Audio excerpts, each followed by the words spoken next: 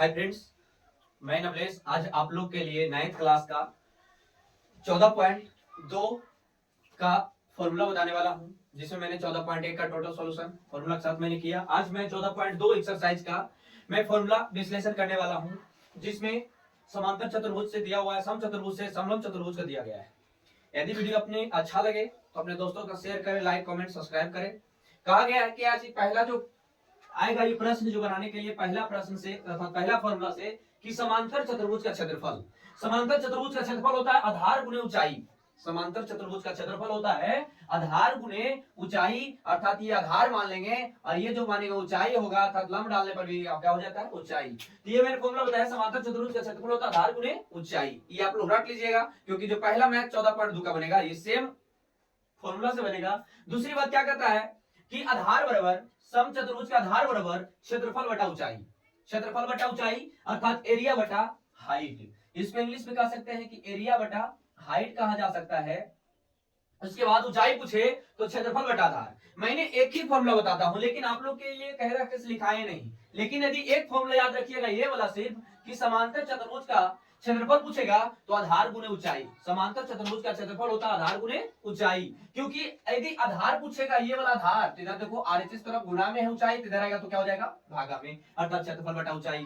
दूसरी बात यदि कहेगा ऊंचाई बराबर, तो आधार होगा गुना में, इधर आएगा तो भागा में, अर्थात ऊंचाई बराबर क्षेत्रफल बटा ऊंचाई, क्षेत्रफल बटा आधार। तो ये दोनों प्रश्न सिर्फ ये याद करने से ये दोनों निकल सकता है, लेकिन लिखा दिए ताकि याद भी हो जाए। समचतुर्भुज का क्षेत्रफल बराबर आधार गुणे ऊंचाई। दूसरी बात मैंने नोट में लिखा है पॉइंट में कि यदि समांतर चतुर्भुज की प्रत्येक भुजा, समांतर चतुर्भुज की यदि प्रत्येक भुजा के गुना कर दिया जाए, अर्थात दुगुना कर दिया जाए या तीन गुना कर दिया जाए, तो प्रत्येक भुजा के गुना कर दिया जाए तो परिमिति के गुना तथा क्षेत्रफल के स्क्वायर हो जाएगा। अर्थात परिमिति के गुना, जितना गुना करेंगे उतना गुना होगा, लेकिन यदि क्षेत्रफल पूछे तो क्षेत्रफल हो जाएगा के स्क्वायर गुना हो जाएगा, अर्थात उसका वर्ग हो जाएगा। दूसरी बार है समचतुर्भुज। समचतुर्भुज सभी भुजा आपस में बराबर होते हैं। समचतुर्भुज का मतलब होता है समान, सभी भुजा समान। तो समचतुर्भुज का क्षेत्रफल होता है 1/2 गुना d1 गुना d2। बच्चा समझता है कि सर d1 क्या होता है और d2 क्या होता है, तो मैंने सारा बताया कि d1 होता है, ये होता है भुजा, और d1 d2 होता है विकर्ण। चतुर्भुज की पहली विकर्ण d1, दूसरी विकर्ण d2 को दर्शाते हैं, तो डायगोनल इंग्लिश में बोलते हैं, इसलिए d को दर्शाने वाली डायगोनल अर्थात विकर्ण होती है। तो समचतुर्भुज का क्षेत्रफल पूछेगा 1/2 गुना d1 गुना d2 स्क्वायर। समचतुर्भुज का क्षेत्रफल पूछे 1/d1 गुना d2।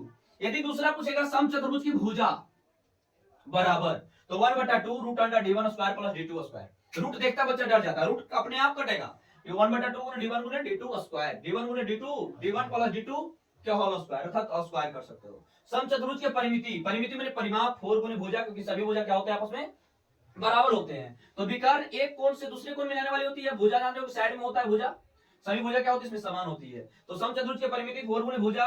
एक और फॉर्मूला d1 d2 वाला होती है कि √2 root under d1 square plus d2 square. 2 root under d1 square plus d2 क्या इसका प्रयोग करेंगे। इसका प्रयोग कब किया जाएगा, यदि भुजा निकालने के लिए विकर्ण दिया हुआ रहेगा और भुजा कहेगा निकालने के लिए, तो फॉर्मूला लगाएंगे। यदि भुजा दिया हुआ रहेगा पूछेगा परिमिति निकालने के लिए, तो पहले a लगाएंगे, अर्थात भुजा वाला ये 4 गुना भुजा। दूसरी बात अगला फॉर्मूला समचतुर्भुज ऊंचाई। यदि ऊंचाई पूछे, यही क्या हो जाएगा ऊंचाई, तो यदि समचतुर्भुज ऊंचाई पूछे तो d1 गुना d2 बटा d1 square plus d2 square, अर्थात d1 गुना d2 बटा root under d1 square plus d2 square. 1 d1 गुना d2 बटा d1 स्क्वायर प्लस d2 समलंब चतुर्भुज का क्षेत्रफल करता है। तो समलंब चतुर्भुज का क्षेत्रफल कहने के लिए, अर्थात समलंब चतुर्भुज नहीं दिए तो समलंब चतुर्भुज का संकेत दे सकते हैं कि समलंब चतुर्भुज का एक भी भुजा बराबर नहीं होती है। बोला समलंब क्षेत्रफल पूछे तो उसका फॉर्मूला होता है 1/2 गुने h, 1/2 गुने h into a plus b, अर्थात h होगा ऊंचाई और a होगा भुजा और b भी भुजा, अर्थात इसकी भुजा जो होती है a और b, अर्थात आमने सामने वाले को कहा जा सकता है कि ये और दोनों भुजा का योग कहेगा, उसको h क्या कर देना है मल्टीप्लाई, अर्थात गुना कर देना है। मैंने बताया कि समलंब चतुर्भुज का क्षेत्रफल 1/2 h into a plus b। उसके बाद मैंने बताया समलंब चतुर्भुज की ऊंचाई। समलंब चतुर्भुज की ऊंचाई यदि पूछे तो 2 गुने क्षेत्रफल, 2 गुने क्षेत्रफल और बटा a प्लस b, 2 गुने क्षेत्रफल बटा a प्लस b होता है। उसके बाद ये दो फॉर्मूला था। उसके बाद मैंने बताया था इससे पहले वाला वीडियो में कि त्रिभुज का क्षेत्रफल, त्रिभुज का क्षेत्रफल होता है 1/2 गुने आधार गुने ऊंचाई।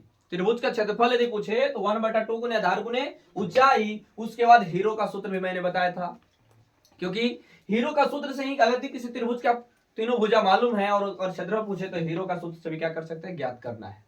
कहा गया S into S minus A into S minus B into S minus C. S होता है परिमिति, ए होता है भुजा, बी होता है भुजा, सी होता है भुजा। मैंने वहां लिख दिया है जहां ए बी सी क्या है, भुजा है, एच ऊंचाई है, एस कहलाता है परिमिति। ये सब सारी फॉर्मूला यदि याद रहे तो 14.1 14.2 आसानी से बनेगा। लेकिन ये जो मैंने बताने वाले हूँ 14.2 का सारी फॉर्मूला है। उसमें फिर अगला चतुर्भुज का क्षेत्रफल यदि कुछ पता नहीं रहेगा, चतुर्भुज का क्षेत्रफल डी दिया हुआ है, अर्थात विकर्ण दिया हुआ है, और H1 और H2 दिया हुआ है। H1 H2 क्या होता है, यही क्या हो जाएगा, ऊंचाई। तो बोला यदि किसी चतुर्भुज का क्षेत्रफल पूछे तो 1/2 इंटू डी गुने H1 प्लस H2। ये सारी फॉर्मूला याद करने से आप लोग का जो 14.2 एक्सरसाइज होगा आसानी तरीके से बन जाएगा। यदि वीडियो अच्छा लगा हो तो अपने दोस्तों के साथ शेयर करें, लाइक कमेंट सब्सक्राइब अवश्य करें।